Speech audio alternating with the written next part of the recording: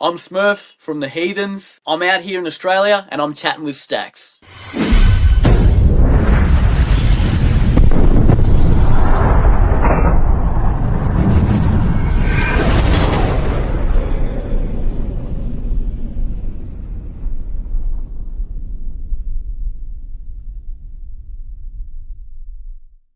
Welcome to this episode of Chattin with Staxx. I'm your host, Bill Staxx, and today I got Smurf. Shit, how do you explain this? Poetry in motion would probably be the best way to do it.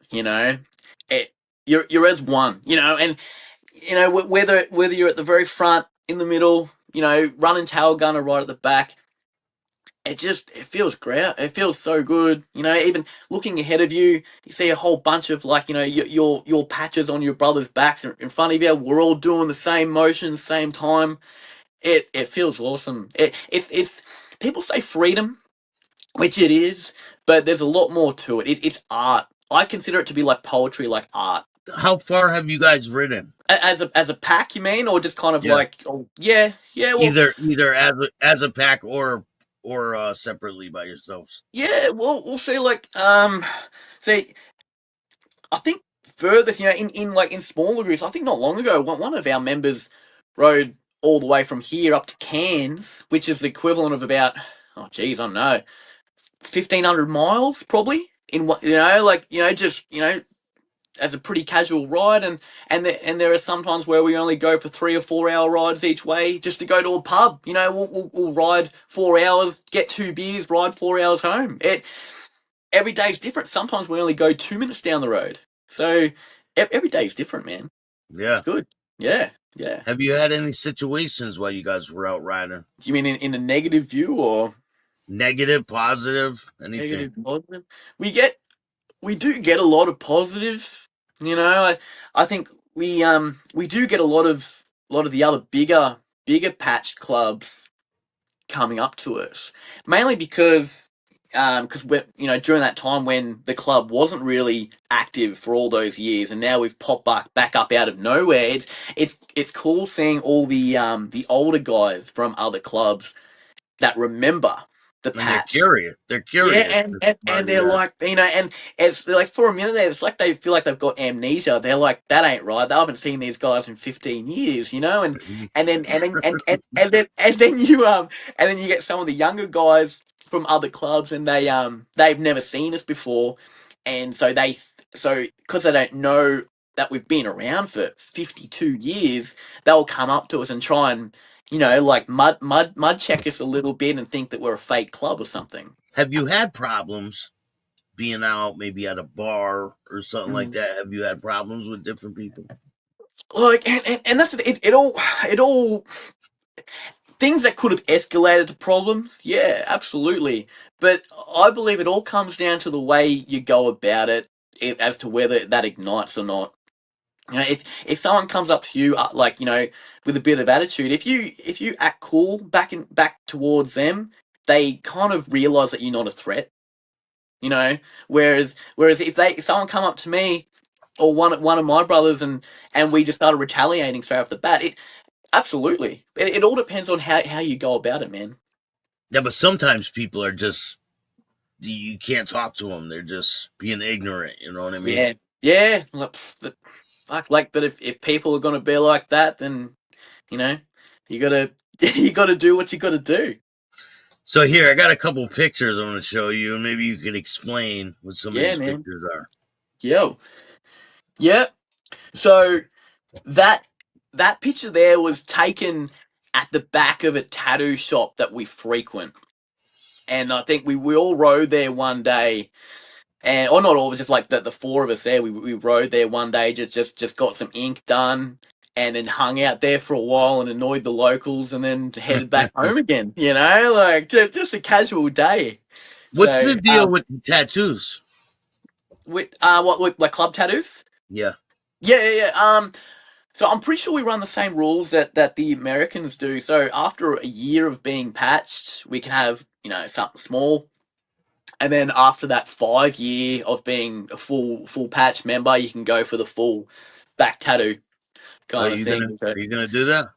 Well, it's funny. Like, I think when I first started, I'm like, nah, no way, no way. But like as time goes on, like, and the more I get deeper into something, because I'm not a quitter by any means. The longer I stay with something, the more you know addicted and attached to things I get. So every day goes on, I'm like, yeah, I think it could happen one day.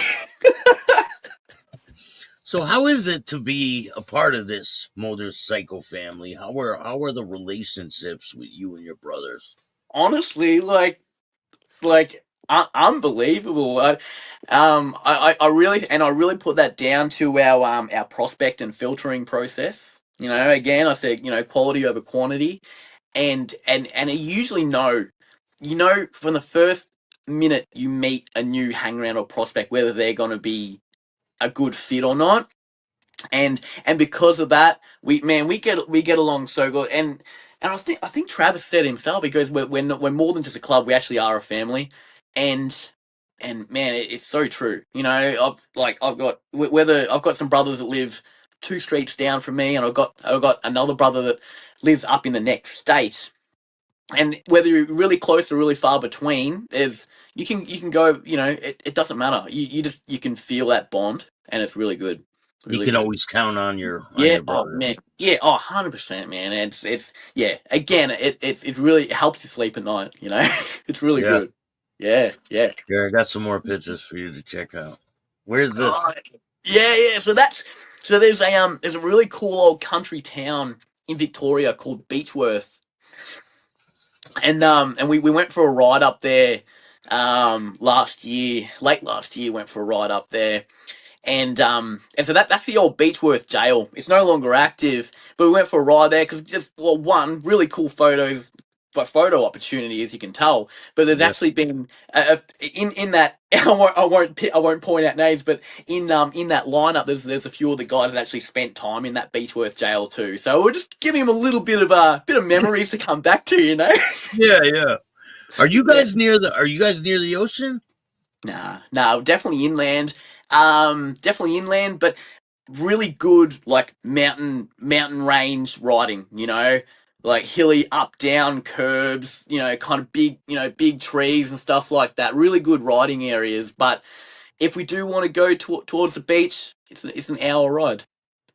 You Oh, know. so you get the best of both worlds, Yeah. kind of. Oh man, like the location well, like especially where I'm, it's awesome. Yeah, it is. It is the best of both worlds. It's great. Yeah, it's great. I love it. Where was that? That was another. It was just another random day out. Another town. Yeah, it was just a typical pub run. And then just went to a pub. That was another. That was. I mentioned before about how we were in like another MC's territory. That Yeah. that's where we were that day. We thought we'd call ahead and let him know, and that was just another pub run slash where. And there's a really cool old car museum in that town too. And yeah, just always it's just days out, but better because you're with your boys and you're on your bikes and you're having fun. What's a typical day for you like? Like with the club or as a personal level. In a personal level, and how do you juggle both the club and your personal life? Yeah, well, so on a personal level, I run my own business. I've got a small excavation business, and that keeps me busy, man. Like I've actually been running that for about around the same time that I've been with the club, ironically. So between me running the business and having my home life and my family life and having my club life, and friends and everything, it is a constant juggle. It never ends. But the way I see it, if I enjoy it, I'll do it. If there's something I don't want to do, I just won't do it. It's as simple as that. And I think people know that about me as well. Like if I'm not showing motivation for something, they're like, yeah, no, he's not interested. Simple as that. How do you find it hard to juggle all of these aspects of your life? Yeah, yeah, yeah. Sometimes I do. Sometimes I do. Um, but like again, it's stuff I love doing, so I'm willing to. And like I was gonna say, sacrifice time, but it's not a sacrifice because I love doing it. With that, everything, club life and everything else on top of that, everything I do, I love doing. So what else am I gonna do? You know, I can't just be jacking off on the couch all day. Some people do that, Yeah, right? I don't say I don't do that, but you know what I mean? That yeah, that was we had a there's locally there's a like a speedway and motorbike track not far from here, and we had a bit of an open day kind of situation, and the location of that is really cool because where that photo was taken, right next to it is like an old, you know, they do those old speedway bike drags. They let you They, ride. yeah. They let you Oh no, ride your. I wish no, they don't. Well, they don't let us do it, but they do that there. So all that stuff happens when we're having that day out. So there's, you know, and that's actually where we're having like we have a national run every year, and that's where that one's going to be this year. So it'll between all the boys being there and the hang-arounds, there will be other people just in the area doing their own thing. It'll be a whole big weekend. Really, I'm looking forward to it. What's your national run like? What's it like? Um, so it's typically over 3 days between the Friday and the Sunday. Friday, you know, we typically meet up on the Friday and just, you know, all the boys get together, especially if you haven't seen a few in a while. You know how life gets, man. You get busy. You know, you do the whole catch up, how you doing, blah blah blah.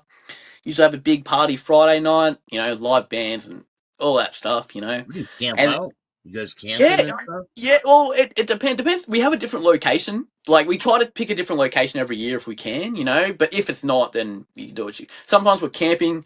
Sometimes we've got like, you know, hotel rooms in the area if it's connected to a pub or whatever the situation might be.